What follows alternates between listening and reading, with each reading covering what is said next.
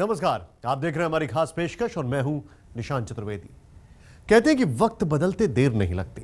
एक वो भी वक्त था जब नरेंद्र मोदी को अमेरिका वीजा देने को तैयार नहीं था, और आज ये वक्त है जब मोदी अमेरिका की बेहद प्रतिष्ठित टाइम मैगजीन के पर्सन ऑफ द ईयर सम्मान से बस एक कदम दूर खड़े हैं। इस सम्मान के दौड़ में कई दिग्गज हैं, लेकिन मोदी का नाम सबसे आगे।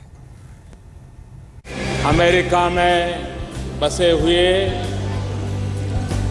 मेरे प्यारे भाइयों और बहनों,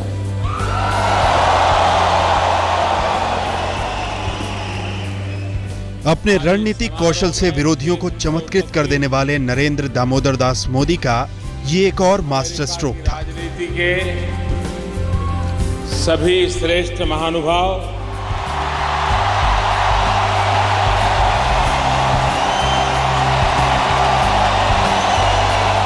न्यूयॉर्क के भव्य, विशाल और शानदार स्टेडियम में मोदी लोकप्रियता की नई कहानी गढ़ रहे थे। मोदी के आसमानी शोर के बीच हिंदुस्तान का नया सरताज सुर्खियों के शिखर की तरफ बढ़ता चला जा रहा था।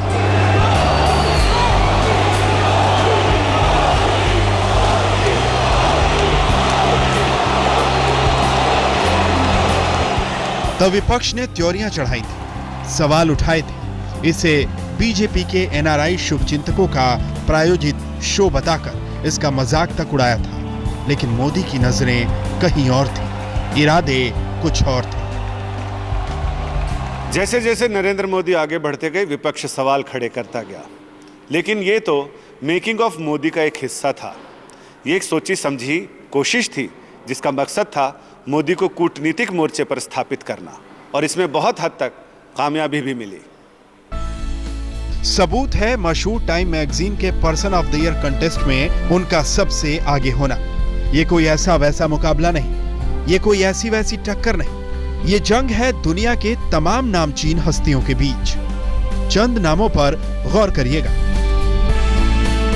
बराक ओबामा, राष्ट्रपति अमेरिका; व्लादिमीर पुतिन, राष्ट्रपति रूस; शी जिनपिंग, राष्ट्रपति चीन; एंजेला मार्केल, जर्मनी की चांसलर; हिलेरी क्लिंटन, अमेरिका की पूर्व विदेश मंत्री; बेंजामिन नेतन्याहू, प्रधानमंत्री इजराइल; बशर अल असद, राष्ट्रपति सीरिया; पोप फ्रांसिस, ईसाई धर्मगुरु; मलाला यूसुफजई, नोबेल शांति पुरस्कार विजेता।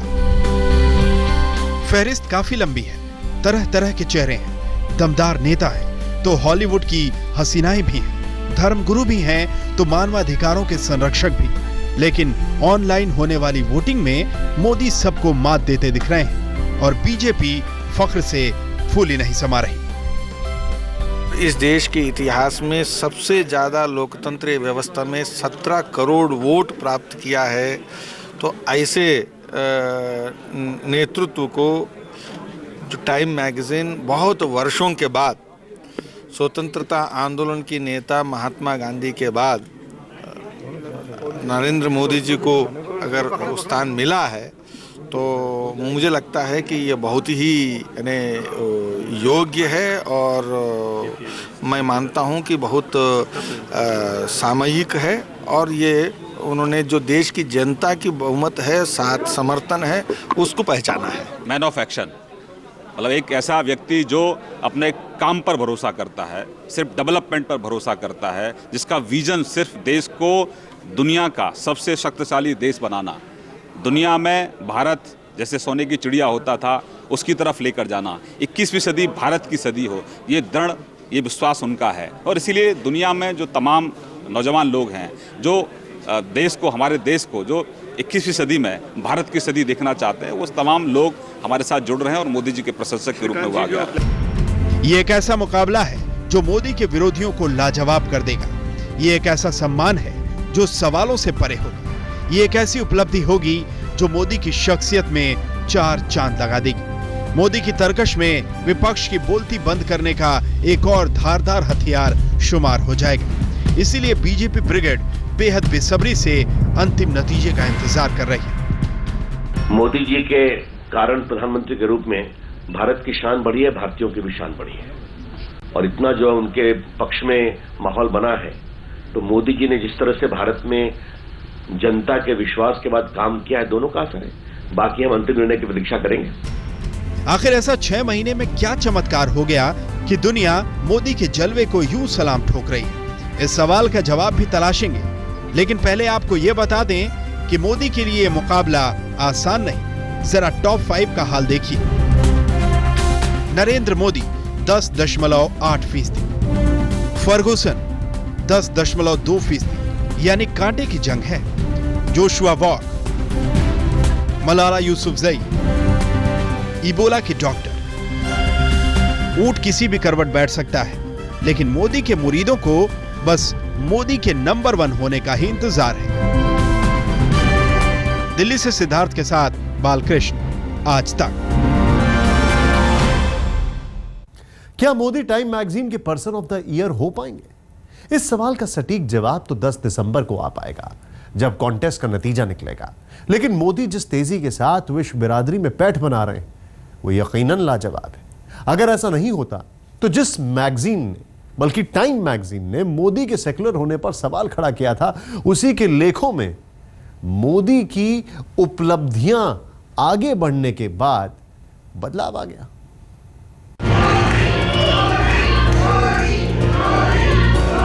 पूरब के देश के प्रधानमंत्री की पश्चिम के देशों में धूम मची है। जनता की बुलंद आवाज, बंद मुट्ठियां और जोशीले चेहरे नरेंद्र मोदी की दीवानगी बयां करने के लिए काफी।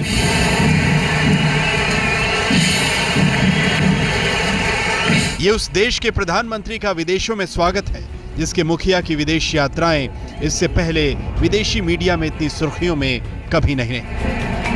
6 महीने में भारत के प्रधानमंत्री को जिस तरह की वैश्विक मीडिया कवरेज मिली है, जितनी चर्चा में वो रहे हैं और आज भी बने हुए हैं, जितनी विदेश यात्राएं उन्होंने की हैं, जितने विदेशी राष्ट्राध्यक्षों से वो मिले हैं, उनसे उनको प्रशंसा मिली है, उनके रिश्ते बने हैं, तो निश्चित रूप से विदेश नीति के मोर्चे पर सबसे सक्रिय और कम समय में सबसे ज़्यादा मैं कहूँगा कि अपनी मौजूदगी दर्ज कराने वाले प्रधानमंत्री तो वो निसंदेह हैं, इसमें कोई शक नहीं।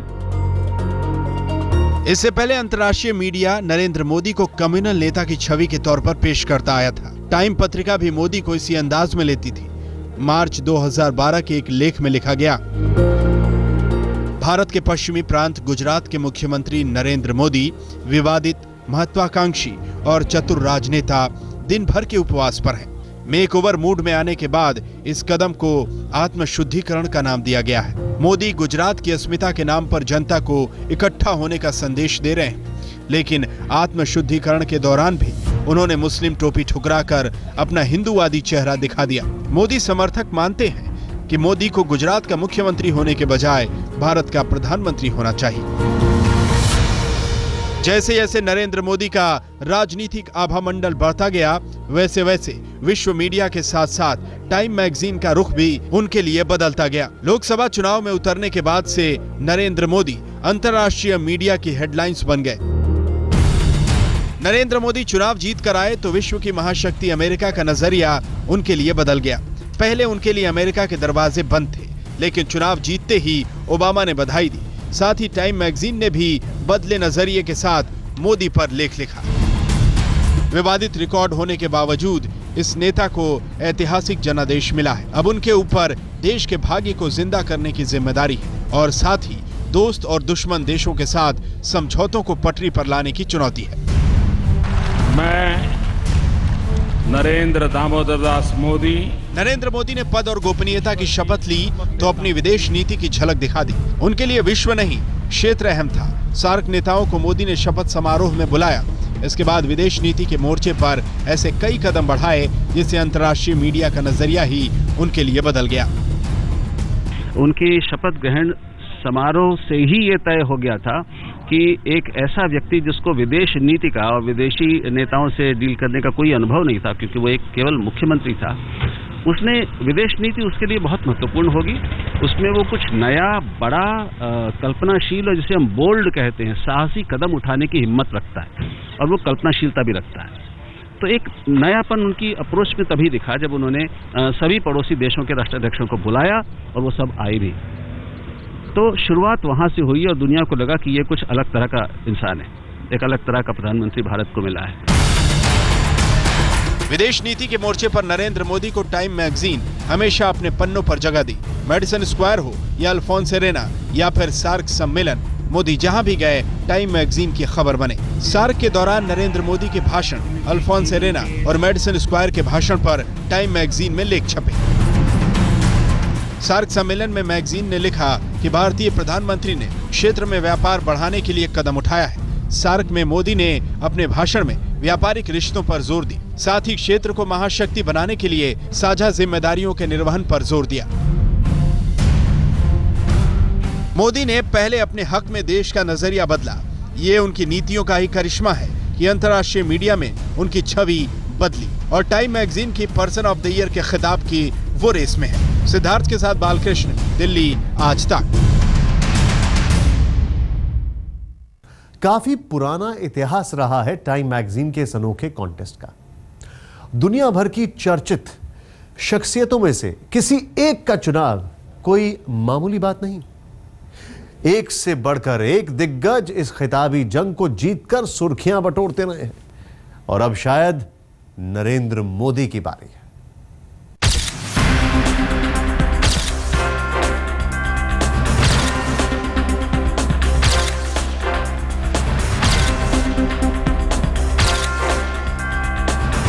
टाइम मैगजीन के कवर पर जिसकी तस्वीर चस्पा हो जाए, दुनिया में उसकी अहमियत बढ़ जाती है। दुनिया भर की निगाहें इस मैगजीन के कवर पेज पर रहती हैं। तमाम हस्तियां इस मैगजीन के कवर पेज पर आने के बाद सुपरस्टार बन जाती हैं।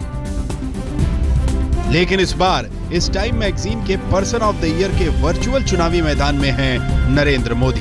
कहने को तो टाइम मैगजीन सिर्फ एक मैगजीन है जिसके द्वारा पर्सन ऑफ द ईयर चुने जाने पर भी ना तो कोई पुरस्कार मिलता है और ना ही कोई भारी भरकम रकम। लेकिन इस मैगजीन का रुतबा कुछ इस कदर बन चुका है कि जो भी इसके कवर पर छपता है पूरी दुनिया में सुर्खियां बटोरता है। अब तक सिर्फ 7 हस्तियां ऐसी हुई है जिसे टाइम मैगजीन ने 2 बार पर्सन ऑफ द ईयर चुना है और इनमें से 5 अमेरिकी राष्ट्रपति हैं।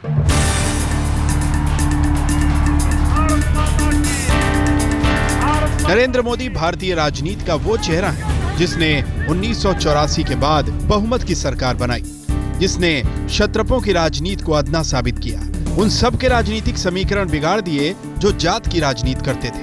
1984 के बाद से केंद्र सरकारें समर्थन की बैसाखियों पर घिसटती रही, लेकिन 2014 के चुनाव में जब नरेंद्र मोदी भगवा दल का चेहरा बनकर मैदान में उतरे तो चुनाव बदल गया। जब नरेंद्र मोदी ने भारत की जनता को जातीय जबड़ों से बाहर निकलकर मतदान करने के लिए प्रेरित किया, उसी दिन से दुनिया की नजर भारत के लोकसभा चुनाव पर थी। टाइम मैगजीन ने उस दौरान भी नरेंद्र मोदी को कवर किया। इस बार मजबूत सरकार के लिए वोट चाहिए। 300 से अधिक पार्लियामेंट के मेंबर मिले, ऐसी सरकार बनाने का हमें सौभाग्य दीजिए। आपके सारे सपने पूरा करने का हम वादा करते हैं। नरेंद्र मोदी टाइम मैगजीन के पर्सन ऑफ द ईयर के खिताबी दौड़ में हैं। उनके मुकाबिल दुनिया की तमाम हस्तियां हैं, लेकिन जिस मोदी ने वोटिंग के जरिए इंडिया जीता, वही अब टाइम मैगजीन की वोटिंग में भी सबसे आगे चल रहे हैं। टाइम मैगजीन ने पर्सन ऑफ द ईयर का चुनाव प्रकाशन के 4 साल बाद शुरू कर दिया था। टाइम मैगजीन के कवर पर जगह पाना तमाम हस्तियां गौरव की बात मानती हैं। राजनीति और विज्ञान से लेकर कारोबार जगत की हस्तियों को इस मैगजीन ने समय समय पर कवर पर जगह दी है। टाइम मैगजीन का प्रकाशन 1923 में न्यूयॉर्क से शुरू हुआ और 1927 से इस मैगजीन ने पर्सन ऑफ द ईयर का खिताब देना शुरू किया। पहली बार ये खिताब अमेरिका के पायलट चार्ल्स लिंडबर्ग को मिला, जिन्होंने न्यूयॉर्क से पेरिस तक नॉन स्टॉप विमान उड़ाकर नया इतिहास बनाया था। 1998 से इस चुनाव के लिए पहली बार ऑनलाइन वोटिंग शुरू की गई। 53 बार यह खिताब अमेरिकी नागरिकों को मिला। 4 महिलाओं को टाइम मैगजीन ने पर्सन ऑफ द ईयर चुना। इसमें हॉलीवुड अभिनेत्री वॉलिस सिम्पसन और ब्रिटेन की महारानी एलिजाबेथ द्वितीय शामिल हैं। Wallis Simpson person of the year चुनी जाने वाली पहली महिला है। टाइम मैगजीन ने अब तक 5 अमेरिकी राष्ट्रपतियों को 2 बार पर्सन ऑफ द ईयर चुना। सबसे पहले अमेरिका के पूर्व राष्ट्रपति रोनाल्ड रीगन, इसके बाद इस फहरिस्त में Richard Nixon, George W Bush, bill Clinton और बराक ओबामा शामिल हुए। 2013 में टाइम मैगजीन ने वेटिकन सिटी के पोप फ्रांसिस को पर्सन ऑफ द ईयर चुना था। किसी भी भारतीय ने हालांकि 2 बार टाइम मैगजीन के पर्सन ऑफ द ईयर चुने जाने का रिकॉर्ड कायम नहीं किया, लेकिन अगर नरेंद्र मोदी टाइम मैगजीन के पर्सन ऑफ द ईयर 2014 चुने जाते हैं तो वो दूसरे भारतीय होंगे जो इस फहरिस्त में शामिल होंगे। दिल्ली में बालकृष्ण के साथ आज तक ब्यूरो। वक्त एक ब्रेक का। ब्रेक के बाद लौटेंगे तो दिखाएंगे सम्मान से पहले। फिलहाल नरेंद्र मोदी टाइम मैगजीन के पर्सन ऑफ द ईयर चुने जाने की दौड़ में सबसे आगे हैं, लेकिन इससे पहले वो पर्सन ऑफ द ईयर चुने जा चुके हैं। सिंगापुर के अखबार द स्ट्रेट्स टाइम्स ने उन्हें एशियन 2014 चुना है। अखबार ने मोदी की नीतियों को सराहते हुए कहा कि Modi man of promise and man of performance है। नरेंद्र मोदी ने सिर्फ पश्चिम में अपनी कीर्ति पताका नहीं लहराई, बल्कि पूर्व में उनकी ख्याति के झंडे गड़ाए हैं। टाइम मैगजीन के पर्सन ऑफ द ईयर की खिताबी दौड़ में वो शामिल है, लेकिन इसी दौरान सिंगापुर के एक अखबार द स्ट्रेट्स टाइम एशियन ने अपने खिताब द स्ट्रेट्स टाइम एशियन 2014 से उन्हें नवाजा है। अखबार ने मोदी को man of performance and promise बताते हुए यह खिताब दिया। मैं आपको अखबार दिखाना चाहूंगी। फ्रंट पेज पर नरेंद्र मोदी की तस्वीर है और सही लिखा गया है Modi wins for performance and promise.